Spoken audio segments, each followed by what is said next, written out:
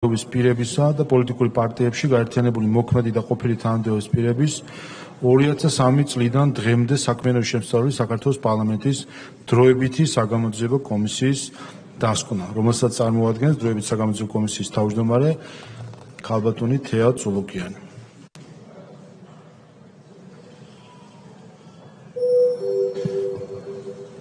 კოლეგებს ვთხოვთ შემოხვიდეთ დარბაზში.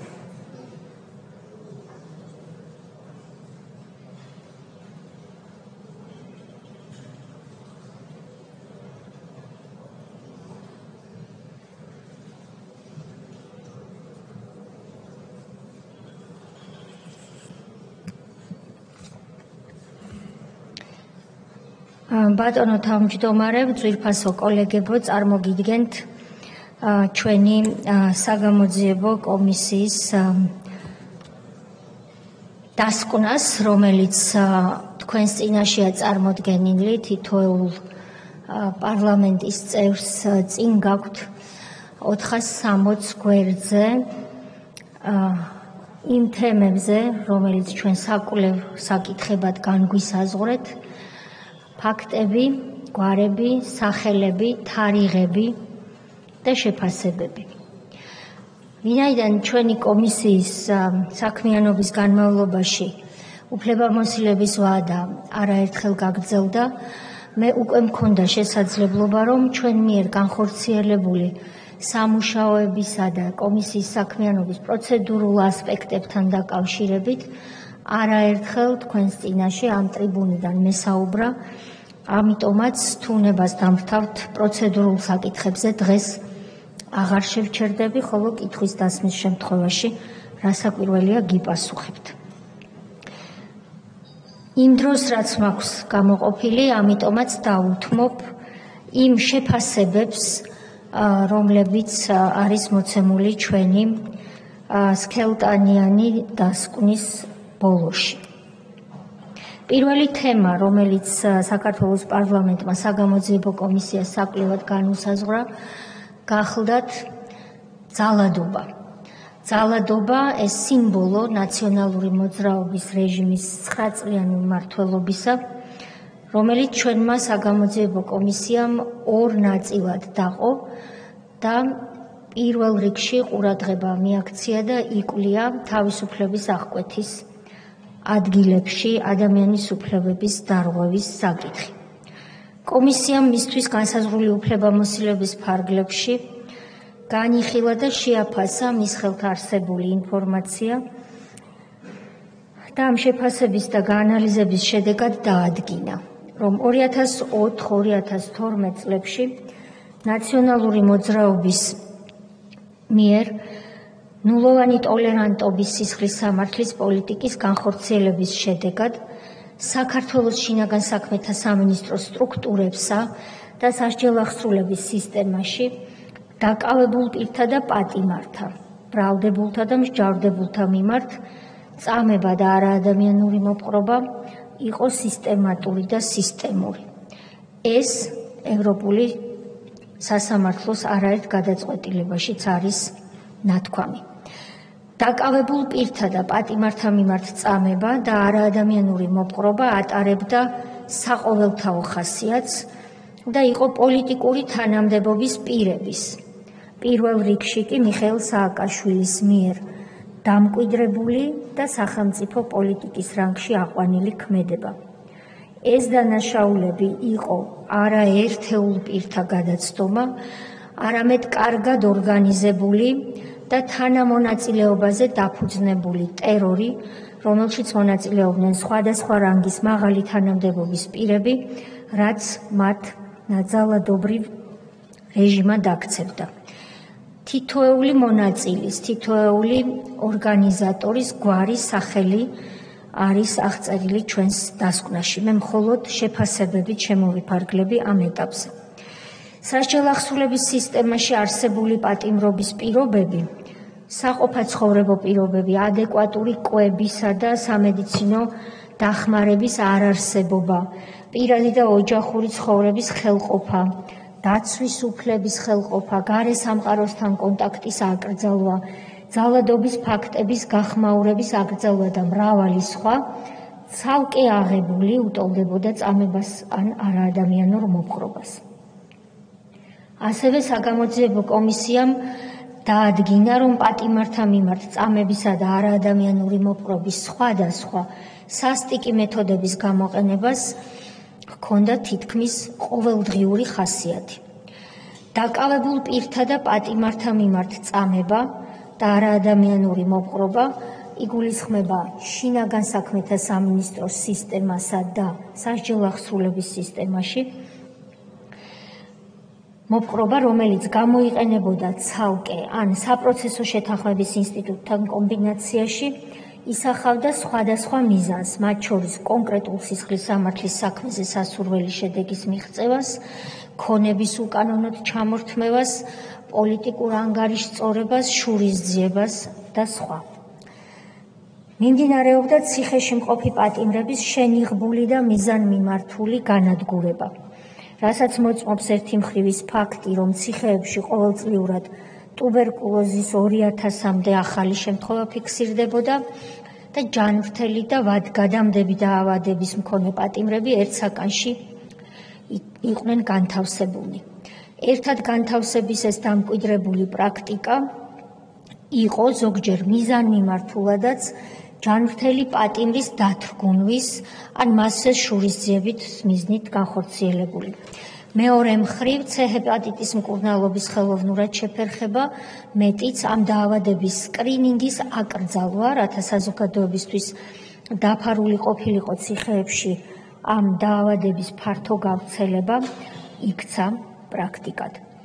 პროკურატურა, როგორც წამყვანი სამართალდამცავი ორგანო, არამც თუ არ ასრულებდა მისთვის კანონით დაკისრებულ მოვალეობებს და არ ატარებდა სრულყოფილ და ობიექტურ გამოძიებას წამებისა და არაადამიანური მოპყრობის ფაქტებზე, პირდაპირ იყო თავად ჩართული პატიმართა მიმართ ადამიანის უფლებების დარღვევაში.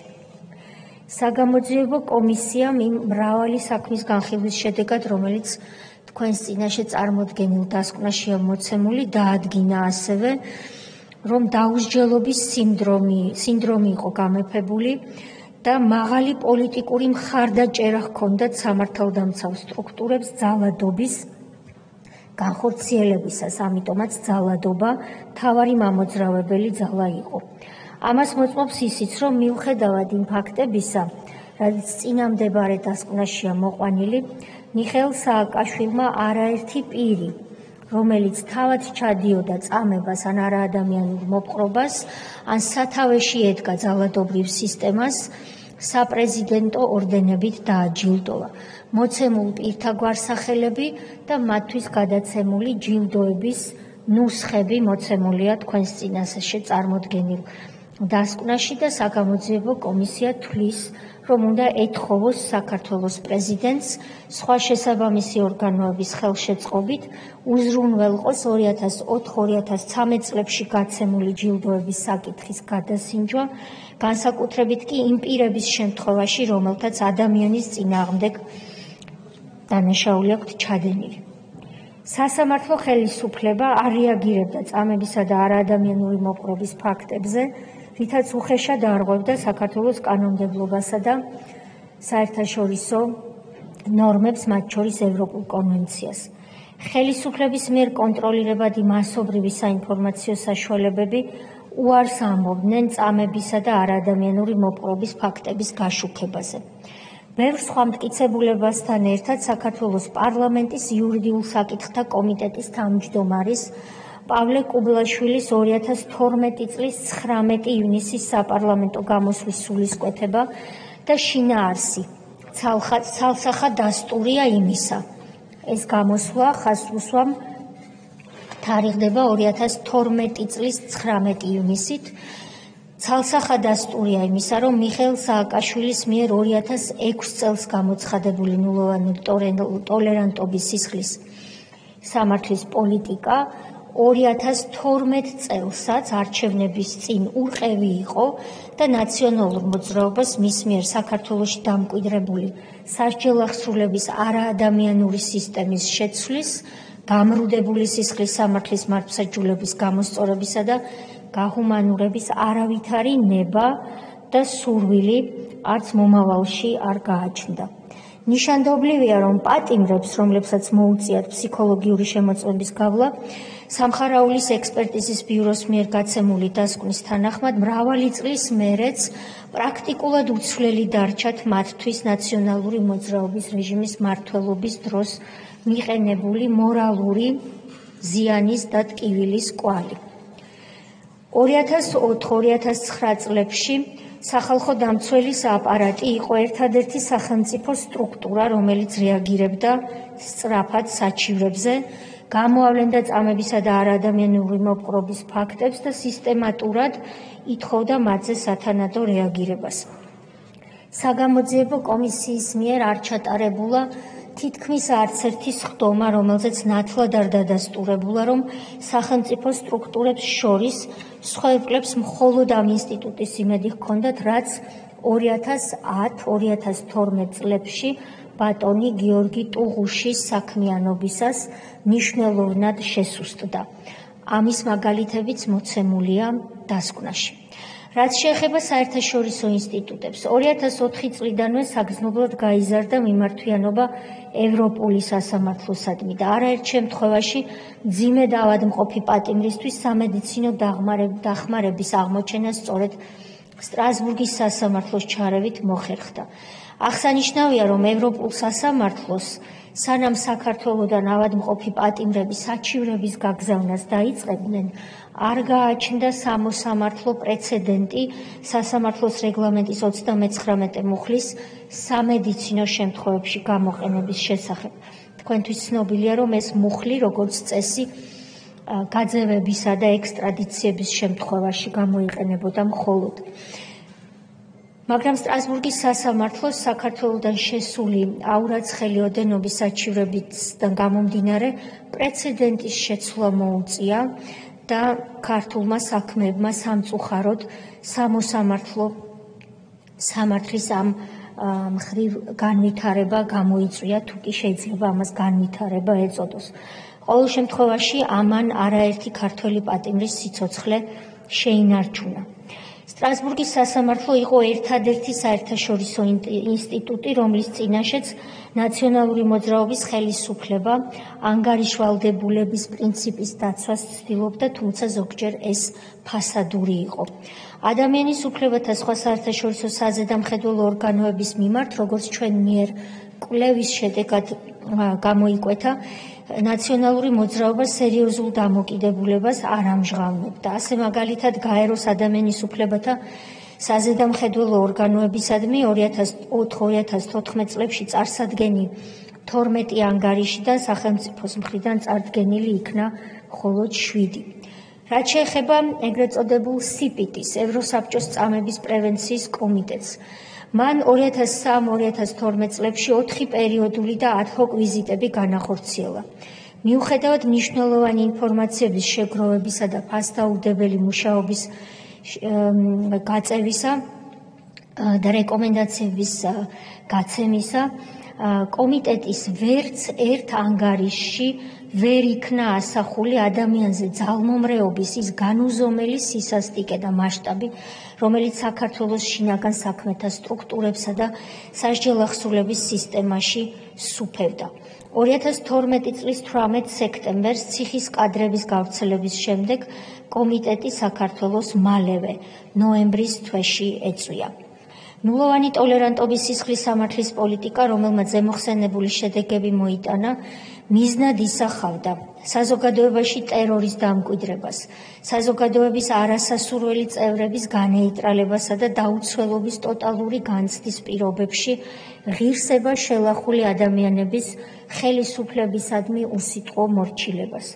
ნაციონალური მოძრაობის პოლიტიკური თანამდებობის პირები და პოლიტიკოსები, პირველ რიგში მიხეილ სააკაშვილი, სრულად იყვნენ ინფორმირებულნი ადამიანის წინააღმდეგ ჩადენილი დანაშაულების შესახებ, მაგრამ არ იღებდნენ ამის საწინააღმდეგოდ არავითარ ზომას, რადგან თავისუფლება აღკვეთილ პირთა უფლებების მასობრივი დარღვევა, მათ მიმართ წამება და არაადამიანური მოპყრობა მათთვის აღმოსაფხრელი პრობლემა კი არ იყო, არამედ სახელმწიფოს მართვის მეთოდი.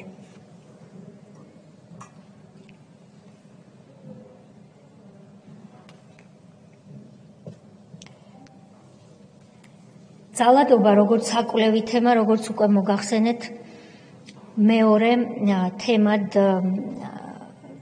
ამ თემაში მეორე ქვეთემა გამოიღო. პირველის შესახებ შეფასებები, რომელიც უკვე ჩამოვთვალე,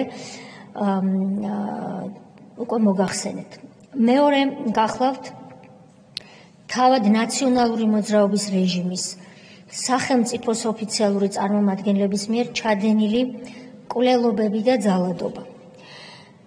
განსაზღვრული უფლებამოსილების ფარგლებში კომისიამ გაანალიზა მის ხელთ არსებული დოკუმენტები და ინფორმაცია, რის შედეგადაც დაადგინა, რომ 2004-2012 წლებში სახელმწიფო ინსტიტუტების ოფიციალური წარმომადგენლები, რომლებიც სამართლებრივი სახელმწიფოს პრინციპების შესაბამისად ვალდებულნი იყვნენ უზრუნველეყოთ ადამიანის ფუნდამენტური უფლებების, მათ შორის სიცოცხლის უფლების დაცვა, თვითონვე განზრახარღვევდნენ ამ უფლებებს, რასაც არაერთი სრულად უდანაშაულო პირის სიცოცხლე შეეწირა.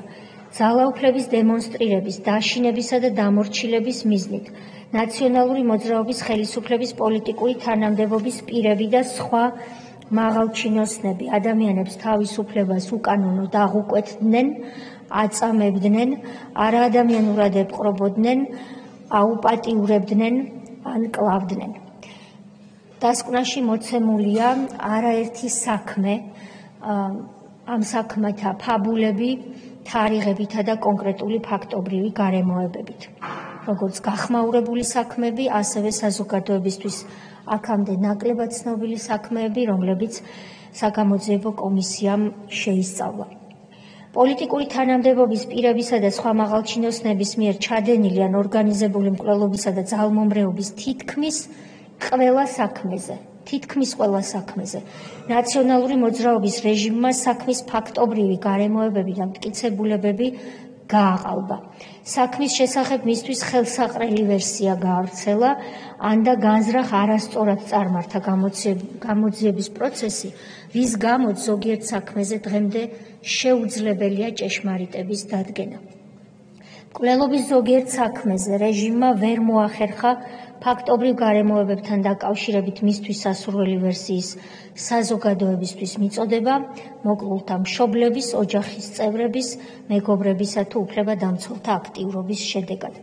მიხეილ სააკაშვილი და რეჟიმის სხვა პოლიტიკური თანამდებობის პირები განუხრელად ხელს აფარებდნენ დამნაშავეებს, უზრუნველყოფდნენ მათ ფინანსებითა და სხვა პრივილეგიებით და უფლება აყრილ მდგომარეობაში ამყოფებდნენ მოკლულთა მშობლებს,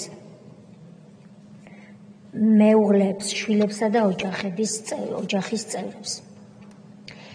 ევროპულ სასამართლოში საქართველოდან გაგზავნილი საჩივრების სტატისტიკური მონაცემები ნათლად აჩვენებს ნაციონალური მოძრაობის მმართველობის პერიოდში ადამიანის უფლებების მდგომარეობას საქართველოში.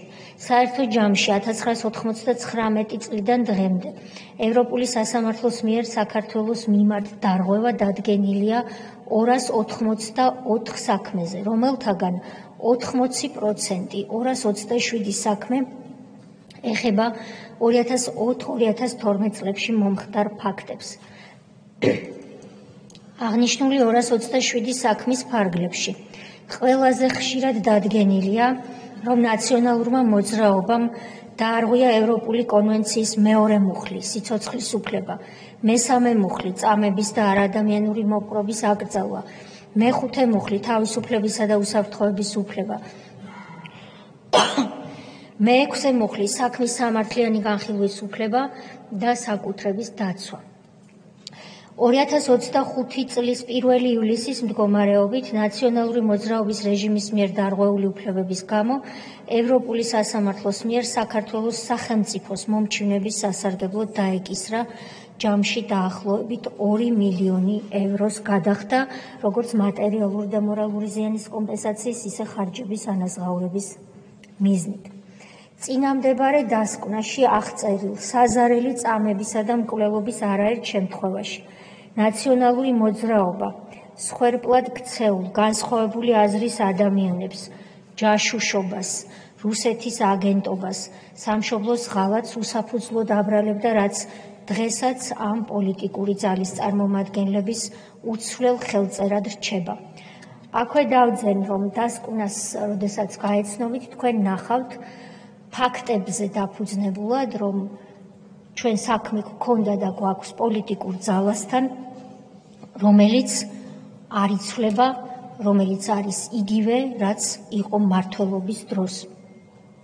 ზოგიერთ შემთხვევაში ნაციონალური მოძრაობის რეჟიმის წარმომადგენლები შემთხვევითობის პრინციპით, ეგრეთ წოდებული ლატარეის პრინციპით ირჩევდნენ ნებისმიერ პირს მსხვერპლად, ადამიანზე ძალადობის წყურვილის დაკმაყოფილების მიზნით. აღსანიშნავია, რომ 2008 წლის აგვისტოს ომის დასრულებიდან რამდენიმე დღეში ნაციონალური მოძრაობის რეჟიმმა წამოიწყო აბსურდული ბრალდებებით დაკავებების ტალღა და სასტიკი ანგარიშწორება მათ მიმართ, ვინც უშუალოდ მონაწილეობდა საბრძოლო მოქმედებებში და იცავდა საქართველოს. ან იმ პირების მიმართ, ვინც შეესწრო საომარ ან და ომის შემდგომ ვითარებას და რეჟიმის მიერ მიღებული გადაწყვეტილებების სისწორე რაიმე ფორმით ეჭქვეშ დააყენა. ასეთი ადამიანების მიმართ 2008 წლის აგვისტოს ომის დასრულებისთანავე სასტიკი ანგარიშწორების პროცესი განხორციელდა. კიდევ ერთხელ დავძენ, რომ თითოეული ასეთი საქმე არის წარმოდგენილი მოცულობით დასკვნაში. მის ხელთ არსებული ფაქტების, დოკუმენტებისა და ინფორმაციის გაანალიზების შედეგად საგამოძიებო კომისიამ დაადგინა, რომ მიხეილ სააკაშვილისა და ნაციონალური მოძრაობის რეჟიმის მიერ საქართველოსა და უცხოეთში გავრცელებული ცნობები იმასთან დაკავშირებით, რომ პოლიციის გამჭვირვალე შენობების აგებისა და სხვა ნოვატორული ნაბიჯების გადადგმის შედეგად ნაციონალურმა მოძრაობამ საქართველოში თითქოს და შესაძლებელი გახადა პოლიციის ხელში მოხვედრილი პირის უფლებების მაღალი სტანდარტით დაცვა, წარმოადგენდა მხოლოდ რეჟიმის პროპაგანდასა და მითს. წინამდებარე დასკვნაში აღწერილი საზარელი მკვლელობებისა და ძალმომრეობის თითქმის ყველა საქმე დაკავშირებულია სწორედ შინაგან საქმეთა სამინისტროს პოლიტიკური თანამდებობის პირებთან და მაღალჩინოსნებთან, რომლებიც დანაშაულის ჩადენისას მოქმედებდნენ ცალკე ან თავდაცვის სამინისტროს, ან სასჯელ აღსრულების სისტემის, ან და პროკურატურის წარმომადგენლებთან ერთად. მეორე თემა, რომელიც საგამოძიებო კომისიას უნდა გამოეკვლია, ეხებოდა ნაციონალური მოძრაობის რეჟიმის მიერ პირადი ცხოვრების დაცულობის უფლების ხელყოფას. შესწავლილი ფაქტებისა და ინფორმაციების საფუძველზე საგამოძიებო კომისიამ დაადგინა, რომ ნაციონალური მოძრაობის რეჟიმი სისტემატურად და მასობრივად არღვევდა პირადი ცხოვრების დაცულობის უფლებას. მის მიერ ფარულად და უკანონოდ შეგროვებული მასალები, პირადი ცხოვრების, მათ შორის ინტიმური ცხოვრების ამსახველი ვიდეო და ფოტოკადრები, სატელეფონო საუბრის ჩანაწერები, პატიმრებზე სექსუალური ძალადობის ფირზე აღბეჭდვის პრაქტიკა და სხვა მოიცავდა საზოგადოების თითქმის ყველა სეგმენტს, ოპოზიციური პოლიტიკური პარტიების ლიდერებს, წევრებს, აქტივისტებს, განსხვავებული პოლიტიკური შეხედულების მქონე საზოგადოებისთვის ცნობილ პირებს, პატიმრებს, როგორც უკვე აღინიშნა, კულტურის სფეროს წარმომადგენლებს, სხვადასხვა სახელმწიფო ორგანიზაციის თანამშრომლებსა და საჯარო მოხელეებს, სხვადასხვა სახის მაგალითისთვის გასართობი დაწესებულების მომხმარებლებს, ტრანსპორტის სფეროს წარმომადგენლებს და აბსოლუტურად საზოგადოების ყველა ფენას. უკანონო ფარული თვალთვალი, მიყურადება და ჩაწერა გადაღება კი ხორციელდებოდა ყველგან, მათ შორის ოფისებსა და საცხოვრებელ სახლებში. ამასთანავე მონაცემების უკანონო მოპოვება არ ხორციელდებოდა ერთი რომელიმე მიზნისთვის. ისინი მოპოვებული იყო ნაციონალური მოძრაობის მმართველობის სხვადასხვა მონაკვეთში და ზოგად მიზნად ისახავდა განსხვავებული აზრის მქონე ადამიანების გეგმების, მიზნების, პოლიტიკური კავშირების იდენტიფიცირებასა და კონტროლს. აგრეთვე საზოგადოების სხვადასხვა სფეროს წარმომადგენელთა რეპუტაციის დამაზიანებელი მასალების შეგროვებას. ფარული მიყურადებისა და თვალთვარის პროცესი ატარებდა ფართომასშტაბიან ხასიათს და წარმოადგენდა კარგად ორგანიზებულ, სახელმწიფო დონეზე ინსტიტუციონალიზებულ დანაშაულებრივ სისტემას. არა მხოლოდ შინაგან საქმეთა სამინისტროს კონსტიტუციური უსაფრთხოების დეპარტამენტი, არამედ ფაქტობრივად მთელი ძალოვანი სტრუქტურები და სახელმწიფო მანქანა იყო მიმართული იმისკენ, რომ სხვადასხვა პირის, განურჩევლად სქესისა, ასაკისა, პროფესიული საქმიანობისა თუ პოლიტიკური კუთვნილებისა რეპუტაციის დამაზიანებელი მონაცემების შეგროვებულიყო და შანტაჟისთვის გამოყენებულიყო. განსაკუთრებულად კონტროლდებოდა რასაკვირველია პოლიტიკური ოპონენტებისა და მათთან დაახლოებული პირების მიმოწერები და სატელეფონო საუბრები. აღნიშნული განპირობებული იყო ნაციონალური მოძრაობის შიშით. მათ ძალადობრივ რეჟიმსა და ხელისუფლებაში დიდხანს ყოფნის ილუზიას საფრთხე არ შექმნოდა. თუმცა როგორც საგამოძიებო კომისიის მუშაობისას გამოვლინდა, ნაციონალური მოძრაობა პირადი ცხოვრების ხელმყოფის მეთოდებს საკუთარი დანაშაულების გადასაფარადაც იყენებდა და ამის არაერთი კონკრეტული მაგალითია მოყვანილი დასკვნაში. ამას იყენებდა ასევე გამოძიებისას სასურველი ჩვენების მისაღებად და ამის მაგალითებიც მრავლად არის მოყვანილი, ან სხვა ნებისმიერი მიზნისთვის. ნაციონალური მოძრაობის მმართველობის დროს მოქალაქეები ერიდებოდნენ ტელეფონით მნიშვნელოვანი ინფორმაციის გადაცემას. უფრო მეტიც, პირისპირ შეხვედრებისას მობილურ ტელეფონებს რთავდნენ ან საერთოდ შლიდნენ. ვრცელდებოდა ინფორმაცია, რომ გამორთული ტელეფონის მეშვეობითაც იყო შესაძლებელი საუბრის მოსმენა, ამიტომ აპარატიდან კვების წყაროსაც იღებდნენ. თქვენ ალბათ მეტყვით, რომ ეს თქვენ იცით, რომ ეს ჩვენ ყველას გვახსოვს, მაგრამ დასკვნაში არის არაერთი ისეთი შეფასება და ფაქტი მოყვანილი, რომელიც ჩვენ ვიცით, მაგრამ ჩვენზე ახალგაზრდა თაობას შესაძლოა დღეს ეს ამ ტრიბუნიდან პირველად ესმოდეს. 2012 წლის სექტემბერში პატიმართა წამების კადრების გავრცელებით მხილებულ იქნა სისტემური დანაშაული. გარდა იმისა, რომ საქართველოს ციხეებში ადგილი ჰქონდა პატიმრების სისტემატურ ცემას, წამებას, მათზე სექსუალურ ძალადობას, ღირსებისა და პატივისცემის შემლახელ მდგომარეობაში ჩაყენებას, დამცირებასა და არაადამიანურ მოპყრობას, მათი ბოლომდე მორალურად განადგურების მიზნით მიმდინარეობდა ამ პროცესის გადაღება. წინამდებარე დასკვნაში მოყვანილი ფაქტებისა და ინფორმაციის ანალიზი საკმარისი საფუძველია იმისთვის, რომ საგამოძიებო კომისიამ დადგენილად მიიჩნიოს შემდეგი. ნაციონალურმა მოძრაობამ საქართველოში დაამკვიდრა მოქალაქეთა უკანონო თვალთვალისა და მიყურადების, პირადი ცხოვრების ამსახველი აუდიო და ვიდეო კადრების ფარულად ყოველი სამართლებრივი საფუძვლის გარეშე შექმნის, შენახვისა და სხვადასხვა უკანონო მიზნით გამოყენების მავნებლური და საყოველთაო პრაქტიკა. ყოველივე ეს კი ხელს უწყობდა ადამიანებში შიშისა და დაუცველობის განცდის დამკვიდრებას, რამაც ზოგიერთი მათგანის ფსიქიკაზე წარუშლელი კვალი დატოვა. ამასთან, როგორც ჩვენი მუშაობის პერიოდში გამოიკვეთა, საზოგადოებაში დღემდე უნდა არსებობდეს სიფრთხილე თუ შიში თუ მოსაზრება იმის შესახებ, რომ ნაციონალური მოძრაობა უნდა ფლობდეს მათ მიერ ხელისუფლებაში ყოფნისას უკანონოდ დამზადებული ჩანაწერების ასლებისგან შემდგარ ეგრეთ წოდებულ შავ არქივს, რომელსაც ნებისმიერ დროს კვლავ მსხვერპლების წინააღმდეგ ან პოლიტიკური მიზნით გამოიყენებს. კიდევ ერთი თემა, რომელიც საქართველოს პარლამენტმა კომისიისთვის საკვლევად განსაზღვრა, გახლდათ კორუფცია, ბიზნესის რეკეტი და საკუთრების უფლების ხელყოფის უხეში ფაქტები. არაერთი საქმის, ხაზს უსვამ, არაერთი საქმისა და ფაქტობრივი ინფორმაციის ანალიზის შედეგად საგამოძიებო კომისიამ დაადგინა, რომ 2004-2012 წლებში ნაციონალური მოძრაობის მიერ ქვეყანაში დამკვიდრებული არაჯანსაღი მართვის მოდელი კორუმპირებული იყო, ვინაიდან მთელი მმართველობის განმავლობაში ადგილი ჰქონდა კანონგარეშე პროცესებს, რომელთა მიზანსაც ბიზნესისა და სხვა კერძო მესაკუთრეების რეკეტი, ტერორი წარმოადგენდა. ნაციონალურ მოძრაობას ბიზნესისა და სხვა კერძო მესაკუთრეების რეკეტის სხვადასხვა სქემა ჰქონდა შემუშავებული. თითოეული ამ სქემათაგანი კონკრეტულ საქმეებზე დაყრდნობით არის აღწერილი და ასახული თქვენს წინაშე წარმოდგენილ მოცულობით დასკვნაში.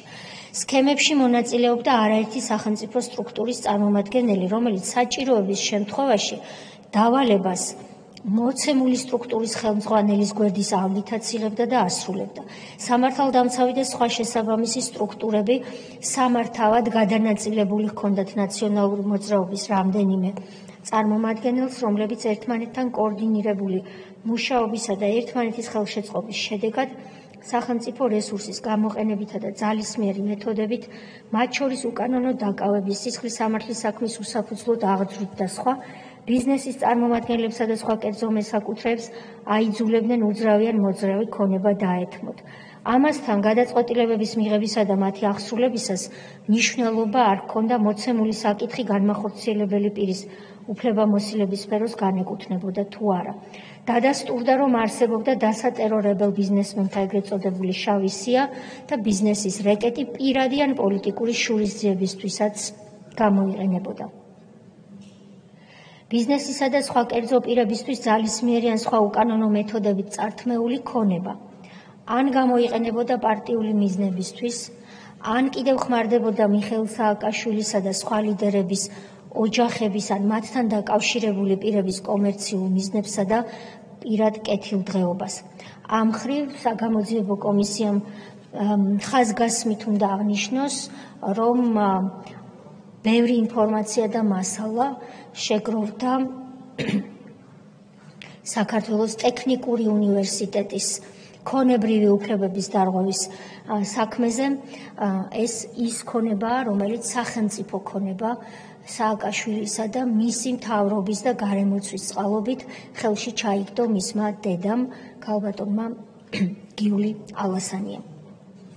ასევე შევისწავლეთ აგრარული უნივერსიტეტის საქმეც, სადაც გამოიკვეთა, რომ ნაციონალური მოძრაობის ერთ-ერთი ლიდერი, კაცი, რომელიც ყველაფერს ყიდდა სინდისის გარდა, ბატონი ბენდუქიძე აღმოჩნდა აურაცხელი დიდი ქონების პატრონი, რომელიც თავის დროზე სასოფლო-სამეურნეო უნივერსიტეტს ეკუთვნოდა. მიხეილ სააკაშვილისა და ნაციონალური მოძრაობის სხვა ლიდერების ოჯახების ან მათთან დაკავშირებული პირების კომერციული ინტერესების დასაკმაყოფილებლად, გარდა კერძო პირებისთვის წართმეული ქონების მითვისებისა, როგორც უკვე მოგახსენეთ, მიხეილ სააკაშვილი და ნაციონალური მოძრაობა მიმართავდნენ დიდძალი სახელმწიფო ქონების განკარგვის მეთოდსაც, მათ შორის პირად საკუთრებაში გადაცემის ფორმით.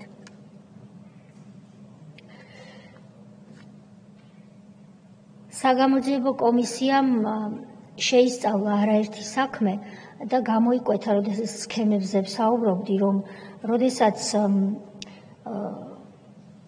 აუქციონზე გამოიტანდნენ დიდძალ სახელმწიფო ქონებას საკუთარი ოჯახის მიერ ხელში ჩაგდების მიზნით, როდესაც ოჯახის წევრი გიული ალასანიას შემთხვევაშიც ასე მოხდა, იყო ერთადერთი კონკურენტი აუქციონში მონაწილე საკუთარი თავისთან მარტო. შემდეგ, რა თქმა უნდა, გამარჯვებული პირი ვალდებული იყო გადაეხადა ის თანხა, რომელიც შემცირებული, მაგრამ მაინც თანხა სახელმწიფოსთვის, რომელიც აუქციონის გამარჯვების შედეგად მას ვალდებულებად ეკისრებოდა. აღმოჩნდა, რომ მათ შორის გიული ალასანიასთვის ტექნიკური უნივერსიტეტის ქონების შესყიდვის და სხვა ქონებების ხელში ჩაგდების დროს შესაბამისი ძალოვანი სტრუქტურები ატერორებდნენ ბიზნესმენებს, რომ ქალბატონისთვის თანხები დაეფარათ. სწორედ ამას გულისხმობს საგამოძიებო კომისია, როცა ამბობს, რომ სხვადასხვა პირები შეთანხმებულად მოქმედებდნენ, რომ ერთმანეთისთვის საქმის კეთება, დანაშაულის ჩადენა, ანუ და მიზნის მიღწევა გაერადვილებინათ. ნათლად გამოიკვეთა, რომ ნაციონალური მოძრაობის მიერ ხელშეწყობილ ბიზნესის რეკეტის ერთ-ერთ სქემაში კერძო ბანკი TBC, მისი ხელმძღვანელები მამუკა ხაზარაძე და ბადრი ჯაფარიძე და ბანკის ზოგიერთი სხვა თანამშრომლებიც მონაწილეობდნენ და ის, რომ ეს იყო ცალკე სქემა, ესეც არის ახსნილი და ფაქტებზე დაფუძნებულად კონკრეტული საქმეების მიხედვით მოცემული ჩვენს დასკვნაში. საგამოძიებო კომისიის მუშაობის განმავლობაში ქონებრივი უფლებების დარღვევის ფაქტებთან დაკავშირებით კომისიაში ყველაზე მეტი განცხადება შემოვიდა.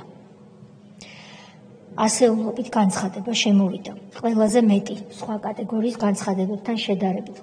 ამ განცხადებათა ოდენობა და შინაარსი კიდევ ერთხელ ცხადყოფს ბიზნესისა და სხვა კერძო მესაკუთრეების წინააღმდეგ ნაციონალური მოძრაობის მიერ განხორციელებული ტერორის მასშტაბს და ამასთანავე იმასაც, რომ მოცემული მიმართულებით განსხვავებით წამებისა და არაადამიანური მოპყრობის საქმეებისა, მაგალითად ამ მოცემული კონკრეტული მიმართულებით ქონებრივ უფლებებს გულისხმობ სამართლიანობის აღდგენის პროცესი დასრულებული ჯერ კიდევ არ არის. მიუხედავად ქართული ოცნების ხელისუფლებაში მოსვლის შემდგომ პერიოდში საქართველოს მთავრობის, პროკურატურისა და სხვა სახელმწიფო სტრუქტურებისა თუ ორგანოების მიერ გაწეული მნიშვნელოვანი ძალისხმევისა, საგამოძიებო კომისიის რეკომენდაციაა, რომ საკუთრების უფლებების აღდგენის მიმართულებით სამუშაოები კვლავაც გაგრძელდეს. სწორედ ამ მიზნით 2025 წლის 4 აგვისტოს სხდომაზე საგამოძიებო კომისიამ მიიღო გადაწყვეტილება, რომლის თანახმადაც მის წინაშე განსახილველად წარმოდგენილი განცხადებები წინამდებარე დასკვნის განუყოფელ ნაწილად ჩაითვალა, რაც საქართველოს პარლამენტს საშუალებას მისცემს საგამოძიებო კომისიის უფლებამოსილების ვადის ამოწურვის მიუხედავად მოცემულ განცხადებებზე მუშაობა გააგრძელოს შესაბამის უწყებებთან კოორდინაციაში. ვფიქრობ, ეს ბოლო ინფორმაცია ჩვენი მოქალაქეებისთვის მნიშვნელოვანია, ამიტომაც ხაზგასმით მივაქცევ მათ ყურადღებას განცხადებლების, ვინც მოგმართა სწორედ ჩემი გამოსვლის ამ ნაწილს. მომდევნო თემა, რომელიც გახლდათ საკვლევად განსაზღვრული ჩვენი კომისიისთვის, ეხებოდა მედიის თავისუფლების წინააღმდეგ ჩადენილ ქმედებებს. საგამოძიებო კომისიამ დაადგინა, რომ 2004 წლამდე ქართული მედია იყო მრავალფეროვანი და მწვავედ რეაგირებდა საზოგადოებისთვის საჭირბოროტო საკითხებზე, რაც თავისუფლების შედარებით მაღალ ხარისხზე მიუთითებდა. ვარდების რევოლუციად წოდებული სახელმწიფო გადატრიალების შემდეგ ეს მდგომარეობა რადიკალურად შეიცვალა. არაერთი საქმის ანალიზის შედეგად საგამოძიებო კომისიამ დაადგინა, რომ ნაციონალურმა მოძრაობამ ხელისუფლებაში მოსვლისთანავე სხვადასხვა მეთოდით დაიწყო მედიის თავისუფლების უსაფუძვლო შეზღუდვა და მედია კომპანიების სარედაქციო პოლიტიკაში ჩარევა. როგორც საგამოძიებო კომისიის მუშაობისას გამოვლინდა, ეს მისწრაფება მიხეილ სააკაშვილმა ჯერ კიდევ თავისი პოლიტიკური კარიერის ადრეული წლებიდან გამოავლინა, კერძოდ, როდესაც ის გახდა საქართველოს იუსტიციის მინისტრი. ის პირდაპირ უკავშირდებოდა მისთვის სასურველ მედია კომპანიებს და სთავაზობდა, რომ მისი გამხდარიყვნენ და სანაცვლოდ გრანტებსა და ხელშეწყობას პირდებოდა.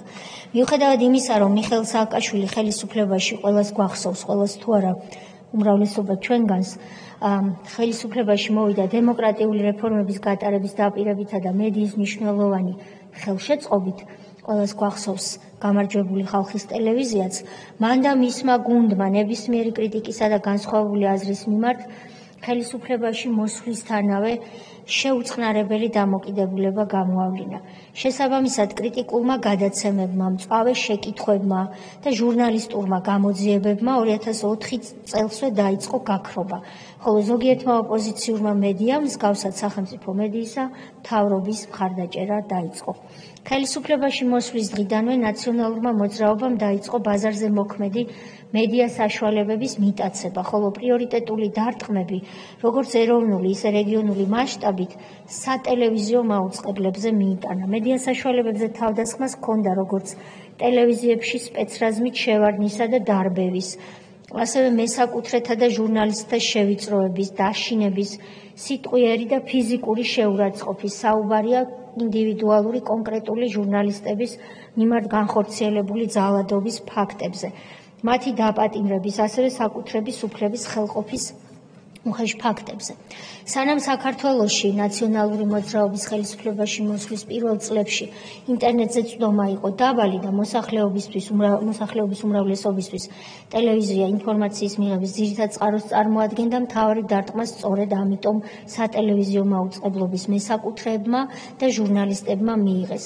შემდეგ, როცა ინტერნეტ გამოცემები გააქტიურდა და გაჩნდა კრიტიკული ინტერნეტ ტელევიზიებიც და ასეთი საქმეებიც იქნა კომისიის მიერ შესწავლილი, მათ მიმართ ცენზურის დაწესებისა და ფინანსური დასუსტების ღონისძიებებმა ძალმომრეობამ საბოლოოდ ამ გამოცემების საზოგადოებრივ აზრზე გავლენის მნიშვნელოვანი შემცირება გამოიწვია.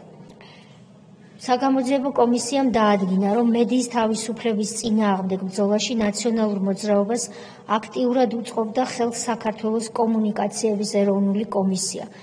საგამოძიებო კომისიის მიერ სხვადასხვა მაგალითის შესწავლის შედეგად გამოიკვეთა, რომ ნაციონალური მოძრაობის მმართველობის პერიოდში კომუნიკაციების კომისია იყო პოლიტიკურად მიკერძოებული და მისი გადაწყვეტილებები დისკრიმინაციული. მაგალითად, ერთსა და იმავე დარღვევაზე ზოგიერთი ტელეკომპანიის მიმართ კომისია ახორციელებდა შესაბამისი ღონისძიებების გატარებას, ხოლო ხელისუფლებასთან დაახლოებული და მის ინტერესების გამტარებელი ტელეკომპანიების დარღვევებზე რეაგირებას არ აკეთებდა.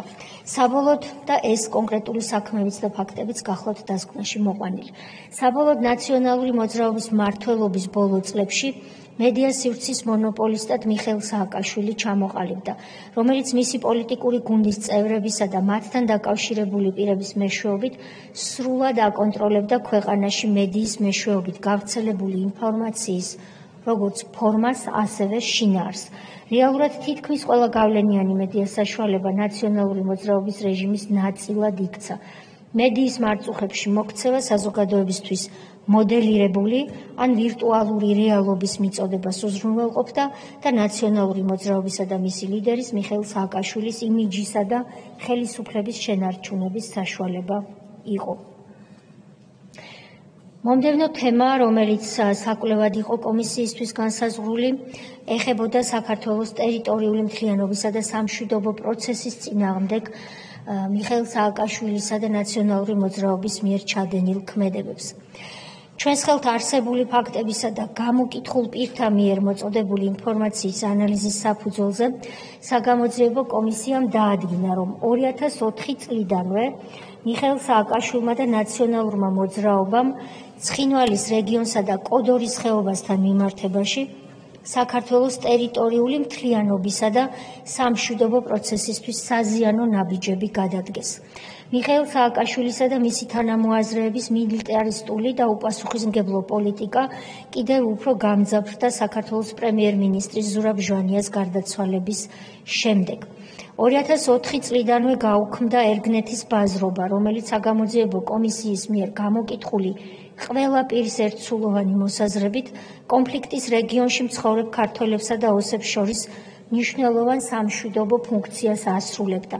ასევე ცხინვალის რეგიონში დაიხურა ეუთოს ეგიდით მიმდინარე ჯანდაცვის, სოციალური, ჰუმანიტარული, კულტურული არაერთი პროგრამა, რაც რეგიონში მცხოვრები ქართველებისა და ოსების ერთიანობისათვის დამატებითი დარტყმა აღმოჩნდა.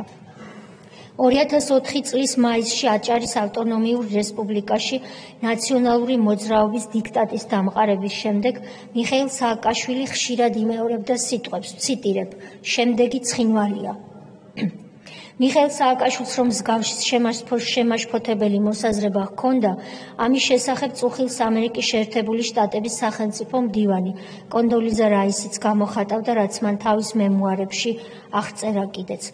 2004 წლის ზაფხულში მიხეილ სააკაშვილის კაბინეტში გამართულ ერთ-ერთ შეხვედრაზე შიდა ქართლში სახელმწიფო რწმუნებულს მიხეილ ქარელს დარჩა შთაბეჭდილება, რომელიც კომისიამ გამოკითხა, რომ ცხინვალის რეგიონზე ძალისმიერი მეთოდით კონტროლის აღდგენა უკვე გადაწყვეტილი, უფრო მეტიც შეთანხმებული იყო, რადგან მიხეილ სააკაშვილმა მას პირდაპირ უთხრა, ამერიკელები მიხედავენ რუსებს. ეს ხდებოდა 2004 წლის ზაფხულში. კონდოლიზა რაისის მოგონებების ფონზე იკვეთება, რომ მიხეილ სააკაშვილს კონკრეტული გარეძალების იმედი უნდა ჰქონოდა, რის გამოც 2004 წლიდან მიზანმიმართულად მიჰყავდა ქვეყანა დაპირისპირებისა და ოკუპირებულ ტერიტორიებზე ვითარების კიდევ მეტად დამძიმებისკენ. ნაციონალური მოძრაობა, რომ ძალის გამოყენებაზე ჯერ კიდევ 2004 წლიდან სერიოზულად ფიქრობდა, ამის დასტურია თავდაცვის მინისტრის ირაკლი ოქრუაშვილის 2004 წლის 13 სექტემბრის ინტერვიუც, სადაც მან აღნიშნა, რომ ცხინვალის რეგიონზე ცენტრალური ხელისუფლების კონტროლის აღდგენა რამდენიმე თვის ამბავი იყო. მოგვიანებით მან ისიც თქვა, რომ 2007 წლის ახალ წელს ცხინვალში შეხვდებოდნენ. 2007 წლის 8 მაისს ყოფილი სამხრეთ ოსეთის ავტონომიური ოლქის ტერიტორიაზე ნაციონალურმა მოძრაობამ შექმნა დროებითი ადმინისტრაციულ-ტერიტორიული ერთეული.